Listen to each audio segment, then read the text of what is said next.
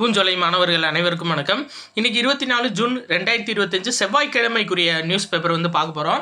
So headlines என்ன அப்படின்னு சொல்லி பார்த்தீங்கன்னா, ஈரானுக்கு உதவ தயார் ரஷ்யா அறிவிப்பு அப்படின்னு சொல்லியிருக்காங்க. நம்ம full and full Israel Iran போரை பற்றி பார்த்துட்டோம். இது எப்படி தெரியுது அப்படின்னா, இன்னொரு உலகப் போருக்கான ஒரு அறிகுறி மாதிரி தெரியுதுங்க. ஏன்னா இப்போ அந்த நியூஸ் எடுத்துகிட்டு இருக்க சமயம் நாளைக்கு 25ஆம் தேதி வரும். இந்த நியூஸ் வந்து நீங்கள் பார்க்கும்போது ஆக்சுவலாக இப்போ வந்து சாயந்தரம் ஒரு 5 மணிக்கு இந்த போர் வந்து முடிவுக்கு வந்துருச்சு அப்படின்னு சொல்லிட்டு அமெரிக்க தலையீட்டால் அறிவிச்சிருந்தாங்க. ஆனால் ஈரான் என்ன சொல்லியிருந்தாங்க, அமெரிக்கா எங்கிட்ட கெஞ்சி கேட்டாங்க, அதனால நாங்கள் நிப்பாட்டினோம் அப்படின்ற மாதிரி சொன்னாங்க. இது மறுபடியும் வாக்குவாதமாகி இஸ்ரேல் மறுபடியும் தாக்க ஆரம்பிச்சிட்டாங்க, ஈரான் மறுபடியும் தாக்க ஆரம்பிச்சிட்டாங்க. உடனே வந்து உலக பஞ்சாயத்து தலைவர் இருக்கார்ல, வேறு யார், ட்ரம்ப் தான். அவர் வந்துட்டு இந்த மாதிரி என் பேச்சை கூட கேட்காம மறுபடியும் சண்டை போட ஆரம்பிச்சிட்டாங்க, அதனால் இவங்களுக்கு யாரும் தண்ணி கொடுக்கக்கூடாது, யாரும் ஜோறு கொடுக்கக்கூடாதுன்ற மாதிரி எனக்கு ரொம்ப வருத்தமாக இருக்குங்க அப்படின்ற மாதிரி சொல்லிட்டு போயிருக்காரு. ஸோ இது எப்படி முடிவுக்கு வரப்போகுதுன்னு தெரியல, நம்ம பார்க்கலாம். பட் எக்ஸாம் பாயிண்ட் ஆஃப் வியூவில் நம்மளுக்கு அவ்வளோதான். சரியா? அது போக மதுரை மாவட்டத்துக்கு புதிய ஆட்சியர் வந்து நியமிச்சிருக்காங்கப்பா. பிரவீன்குமார் நியமிச்சிருக்காங்க, பிரவீன்குமார் IAS. சரியா? எக்ஸாம் பாயிண்ட் ஆஃப் வியூவில் அப்படின்னா இன்றைக்கி வந்து ரொம்ப கம்மியான நியூஸ் தான்ப்பா. ஒரு சில நாள் வந்து பார்த்தீங்க அப்படின்னா ஒரு நியூஸ் 2 நியூஸ் கூட வரும். சரிங்களா? அதை மட்டும் நம்ம பார்த்தா போதும். நம்ம படிக்கணுமே அப்படின்றதுக்காக நிறையா படிக்கக்கூடாது.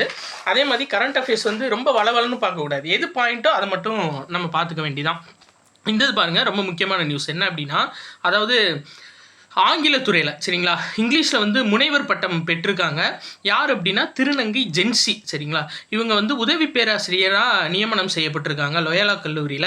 அதுக்கான ஆர்டர் வந்து முதலமைச்சர் கொடுத்துருக்காரு. ஸோ கண்டிப்பாக கேட்பாங்கங்க.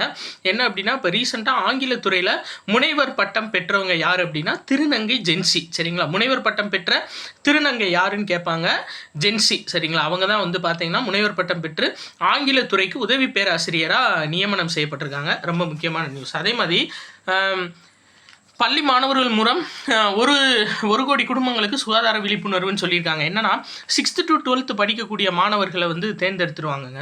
தேர்ந்தெடுத்துட்டு அவங்களுக்கு சுகாதாரம் சார்ந்த விஷயங்களை வந்து அவங்களுக்கு கற்றுத்தருவாங்க. கற்றுக் கொடுத்து அவங்க குடும்பத்தில் உள்ள உறுப்பினர்களுக்கும் போய் அந்த சுகாதாரம் சார்ந்த விஷயங்கள், சுகாதாரம் நல்வாழ்வு சார்ந்த விஷயங்களை போய் சொல்லணும் அப்படின்றத அந்த திட்டத்தோட முக்கிய நோக்கம். இதுக்கு நேம் எதுவும் வைக்கல, பட் விஷயம் வந்து இதுதான். இவங்க என்ன சொல்ல வராங்கன்னா, அதாவது மாணவர்களுக்கு தேசிய சிறார் நலத்திட்டம். சரியா? எந்த திட்டம் மூலியமாக பயிற்சி கொடுக்குறாங்க அப்படின்னா, தேசிய சிறார் நலத்திட்டம் மூலியமாக 3 மாதங்களுக்கு அலுவலர்கள் வந்து பயிற்சி தருவாங்க. சரிங்களா? அலுவலர்களால் 3 மாதங்களுக்கு ஒரு முறை 3 மாதங்களுக்கு ஒரு முறை நோய் தடுப்பு குறித்த பயிற்சி ஸ்டூடெண்ட்ஸ்க்கு வழங்கப்படுது. யாருக்கு அப்படின்னா 6th to 10th 6th to 12th படிக்கக்கூடிய ஸ்டூடெண்ட்ஸ்க்கு. சரியா? மெயினாக வந்து இந்த வளரிளம் பருவத்துக்கான ஆரோக்கியம் மற்றும் வாழ்க்கை திறன் பற்றிய விழிப்புணர்வு திட்டம் இந்த கொடுத்துருக்காங்க. பார்த்தீங்களா? 6 முதல் +2 வகுப்பு வரை உள்ள மாணவர்களுக்கு. சரியா? கேட்டால் அப்போ கேட்குறது இதான் கேட்பாங்க, எந்த திட்டத்தின் கீழே இவங்களுக்கு வந்துட்டு அந்த பயிற்சி தர்றாங்க அப்படின்னா, மாணவர்கள் அதாவது தேசிய சிறார் நலத்திட்டம் மூலியமாக. சரியா? இவங்க போய் பேரண்ட்ஸுக்கு சொல்கிறதுக்கு அப்படி எதுவும் திட்டம் கிடையாது. இந்த திட்டம் மூலியமாக, அதாவது சிறார் நலத்திட்டம் மூலியமாக அவங்களுக்கு வந்து பயிற்சி கொடுத்து, ஸ்டூடெண்ட்ஸ்க்கு பயிற்சி கொடுத்து அவங்கள போய் அவங்க வீடுகளுக்கு சொல்ல சொல்கிறாங்க. சரிங்களா? அவ்வளோதான் விஷயம். சரி, ரைட், ஓகே. அடுத்தது பார்க்கலாம். வேறு இந்த இணையவழி குற்றத்துக்கு வந்து பார்த்திங்கன்னா குண்டர் சட்டத்தில் கைது செய்யலாம் அப்படின்னு சொல்லி தமிழக அரசு உத்தரவிட்டதுக்கு உச்சநீதிமன்றம் பாராட்டு தெரிவிச்சிருக்காங்கப்பா. அப்போ 2 இதில் இப்போ குண்டர் சட்டம் வந்துச்சு. என்ன அப்படின்னா, பிற மாநிலங்கள்லேருந்து மருத்துவ கழிவை கொண்டு வந்து கொட்டுறதுலேயும் குண்டர் சட்டம் வந்து பாயும், அதாவது விசாரணையின்றி கைது செய்கிறது. சரியா? அதே மாதிரி இணையவழி குற்ற நபர்களுக்கும் குண்டர் சட்டம் பாயும் அப்படின்னு சொல்லியிருக்காங்க. சரிங்களா? அதாவது இது பேர் என்னன்னா தடுப்பு காவல் சட்டம். சரியா? தடுப்பு காவல் சட்டத்தை தான் குண்டர் சட்டம்னு சொல்கிறாங்க. ஸோ இது 2லேயும் இணையவழி குற்றத்துக்கும் சரி, வெளி மாநிலத்தில் இருந்து மருத்துவ கழிவுகள் கொட்டுறதுக்கும் சரி குண்டர் சட்டம் போட்டது யார் அப்படின்னா தமிழ்நாடு அரசு. குண்டர் சட்டம் மூலியமாக கைது செய்யலான்னு சொன்னது. சரியா? சரிப்பா, அடுத்தது பார்க்கலாம். இந்த இது பாருங்கள், அதாவது பிரதமரோட அருங்காட்சியகம் மற்றும் நூலக சங்க கூட்டம் கொடுத்துருக்காங்களே.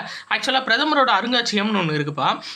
அது என்ன அப்படின்னா, இத்தனை நாள் பிரதமராக இருந்தவங்களோட இன்ஃபர்மேஷன்ஸ் ஃபுல்லாக அந்த அருங்காட்சியகத்தில் இருக்கும், நம்ம போய் பார்த்துக்கலாம். அதாவது ஒரு சில நேரம் வந்து பார்த்தீங்க அப்படின்னா, நிறைய பிரதமர்கள் நிறைய இக்கட்டான சூழ்நிலைகளை வந்து கையாண்டிருப்பாங்க. அந்த சார்ந்த விஷயங்கள் படங்களாவோ இல்லை இன்ஃபர்மேஷனாவோ அந்த அருங்காட்சியகத்தில் இருக்கும். சரியா? அது பேர் என்ன அப்படின்னா, இதுக்கு 2023க்கு முன்னாடி ஜவஹர்லால் நேரு அருங்காட்சியகம் அப்படின்னு சொல்லிட்டு இருந்துச்சுப்பா. அதை வந்து இப்போது நேம் மாற்றிருக்காங்க. சரிங்களா? என்ன அப்படின்னா, இதன் பெயரை பிரதமரின் அருங்காட்சியகம் மற்றும் நூலக சங்கம் அப்படின்னு சொல்லி 2023 வந்துட்டு இதுக்கு நேம் மாற்றிருக்காங்க. இது எங்கே இருக்குது அப்படின்னா டெல்லியில் இருக்குது. சரியா? இதை ஞாபகம் வச்சுக்கோங்க. அதாவது பிரதமரின் அருங்காட்சியகம் மற்றும் நூலக சங்கம் எங்கே இருக்குது அப்படின்னா டெல்லியில். எப்போ பேர் மாற்றம் செய்யப்பட்டுச்சு அப்படின்னா 2023. சரியா? சரி, அடுத்தது பார்க்கலாம். இது ரொம்ப முக்கியம்ப்பா. என்ன அப்படின்னா, ஹாக்கி வீரர் லலித் உபாத்யாய அவர் வந்து ஓய்வு பெற்றிருக்காரு. ஸோ கண்டிப்பாக கேட்கலாம்ப்பா, லலித் உபாத்யாய எந்த விளையாட்டு வீரர்னு சொல்லி கேட்டாங்கன்னா ஹாக்கி விளையாட்டு வீரர். சரியா? ரொம்ப ரொம்ப ரொம்ப முக்கியமான ஒரு இன்ஃபர்மேஷன். ஏன்னா யார் ஓய்வு அறிவிச்சிருக்காங்களோ அவங்கள வந்து கேட்டிருக்காங்க, இல்லாட்டி தங்கம் வாங்கினவங்கள கேட்டிருக்காங்க. இது 2 தான் அடிக்கடி கேட்குறாங்க. ஸோ லலித் உபாத்யாய எந்த வீரர் அப்படின்னா ஹாக்கி வீரர். சரியா? இவர் வந்து 2021 அர்ஜுனா விருது இவருக்கு வழங்கப்பட்டிருக்கு. 2026 ஆசிய விளையாட்டு போட்டியில் நம்ம ஹாக்கி டீம் தங்கம் வாங்கினாங்கல்ல, அதுலேயும் இவர் இருந்திருக்காரு. சரியா? நம்மளுக்கு மெயின் லலித் உபாத்யாயா, அவர் வந்து அதாவது ஹாக்கி வீரர். சரியா? சரி, ரைட், ஓகே. வேறு நியூஸ்ன்னு பார்த்தீங்கன்னா இந்த அதாவது சேலத்தில் வந்து இருக்கிறதுலே உயரமான 18 உயர பஞ்சலோக நடராஜர் சிலை வந்து பார்த்தீங்க அப்படின்னா செஞ்சுருக்காங்க. சரியா? இது வந்து உலகின் மிக உயரமான 18 அடி உயர பஞ்சலோக நடராஜர் சிலை வேலூர் மாவட்டம் குடியாத்தத்தில் உள்ள மகாதேவ மலையில் பிரதிஷ்டை செய்யப்பட உள்ளதுன்னு சொல்லி கொடுத்துருக்காங்க. செஞ்சது வந்து பார்த்தீங்கன்னா சேலத்தில். ஆனால் இது எங்கே வைக்க போகிறாங்க அப்படின்னா வேலூரில் உள்ள குடியாத்தத்தில் வைக்க போகிறாங்கப்பா, மகாதேவ் மலையில். சரியா? அதனால் இதை நீங்கள் ஞாபகம் வச்சுக்கோங்க. எங்கே வைக்க போகிறாங்கன்னு தான் கேட்பாங்க, செஞ்ச இடம் கேட்க மாட்டாங்க. அப்போ உலகத்திலே உயரமான 18 அடி பஞ்சலோக நடராஜர் சிலை எங்கே வைக்க போகிறாங்க அப்படின்னா வேலூர் மாவட்டம் குடியாத்தத்தில் உள்ள மகாதேவ் மலையில் வைக்க போகிறாங்க. இது நீங்கள் HRNC எக்ஸாம் எழுதினாலும் சரி, மேபி நம்மளுக்கு கேட்டால் அந்த யூனிட் 6, 7 இருக்குது பார்த்தீங்களா, அதில் மேபி கேட்கலாம். ஏன்னா உலகத்திலே உயரமான நந்தி இது எல்லாமே நம்ம எக்ஸாம் பாயிண்ட் ஆஃப் வியூவில் பார்க்க வேண்டியது. அந்த மாதிரி இதையும் நம்ம ஞாபகம் வச்சுக்க வேண்டியதா. இன்றைக்கி நியூஸ் அவ்வளோதான்ப்பா. ஸோ கரண்ட் அஃபேர்ஸ் அப்படின்னு எடுத்துக்கிட்டோம்னா ஒரு நாள் 5 நியூஸ் இருந்தாலும் போதும். சரிங்களா? நம்ம நிறையா டைம் எடுக்கணும் அப்படின்றதுக்காக நிறையா நியூஸ் கொடுக்க வேணாம். முக்கியமானது மட்டும் படித்து வச்சுக்கோங்க போதும். ஸோ பிடிச்சிருந்துச்சி அப்படின்னா உங்கள் ஃப்ரெண்ட்ஸ் எல்லாத்துக்கும் கண்டிப்பாக ஷேர் பண்ணுங்கள். நன்றி.